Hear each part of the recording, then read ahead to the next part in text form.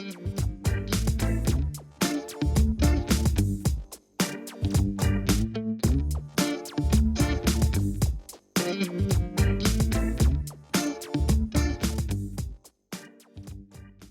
I think about creativity, I think about endless, boundless possibilities. I'm going to ask you a question. I want you to think about it for a second. Don't say it out loud, just think. If you could be any animal, what would you be? If you could be any animal, what would you be? I was sitting in the car with one of my colleagues, and she had a set of twins. She ran into the store, so I decided to sit in the car with them.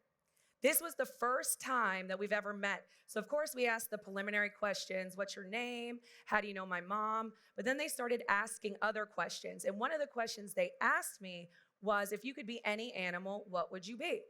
And so I sat there thinking of all the different animals I might want to be and the reasons why, but I couldn't think of it. So I said, well, come back to me. What would you be? And the girl said, well, I would be a unicorn with a white, glittery body, a pink horn, and a purple, sparkly tail.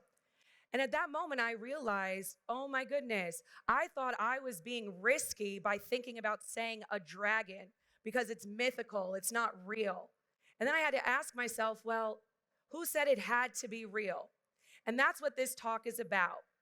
How many of us, when I asked that question earlier, automatically crossed out, even if subconsciously, anything that was outside the norm? We probably pictured the atypical animal, the same color, size, and shape that we normally see. So I bring that story up for two reasons. One, because I want to get us into the mindset of thinking that we have been conditioned to think in the norm.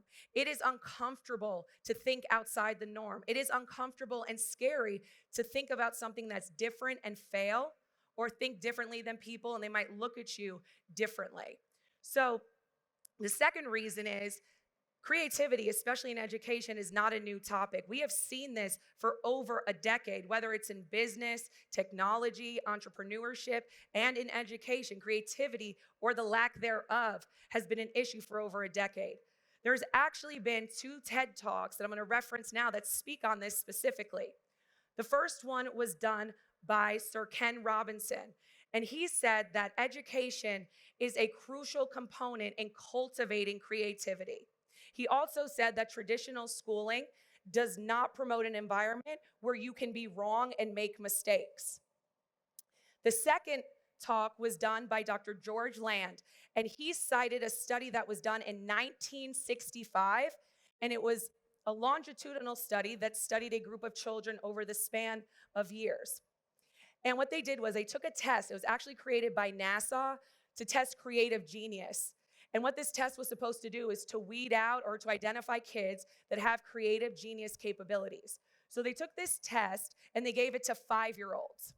98% of 5-year-olds scored in the creative genius range. Took the same group of kids, gave them the test at age 10. Now only 30% of them scored in the creative genius range. Took the same group of kids again at age 15. And now only 12% of them scored in the creative genius range. But the funniest part is that they took 200,000 adults and only 2% of us scored in the creative genius range. So I say that to say that this has been a problem. It's documented and we see it, and we've seen it over time. So what do we do about it? Well, there's good news. As educators, we acknowledge that kids are leaving our classroom and they're not able to think on their own or think about unique solutions to problems. We know that. And we actually made a rubric. The Tennessee Educator Rubric, evaluative rubric, actually has on it indicators that tells us that kids should be thinking critically. They need to be collaborating. They need to have independent thinking and coming up with solutions. And where do we get this rubric from? Well, good news. We have a bunch of educational researchers that do surveys and tests and a lot of data and a lot of logistics and algorithms. And they say if you meet these criteria and these indicators, then your students should come out being able to think on their own. So why is this still a problem? I was taking a class at the University of Memphis, and my professor said, for your final, you can create anything you want.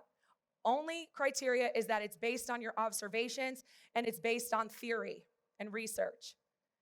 For some, that might have been very exciting, but for us graduate students, it was scary. What do you mean, hand in anything? You mean something creative and a paper? We didn't understand that we could do something that was not a presentation, a test, or a paper. And that's when it hit me that I have been conditioned to believe that the only significant research or the only way to study something is in a structured, scientific way. So let's look at this from the top down. Educational policy is dictated by educational research. Educational research is done in a systematic, structured, linear way. Those policies then influence the way our teachers teach our kids, using the rubric in a structured, systematic, linear way. And then when kids at the end of the year get tested, well, guess what? To see if they grew or to see if they show progress, they get tested in a linear, scientific, structured way. So what can we do? Where do we go from here? What is the science of creativity? Well, maybe we already have the answer.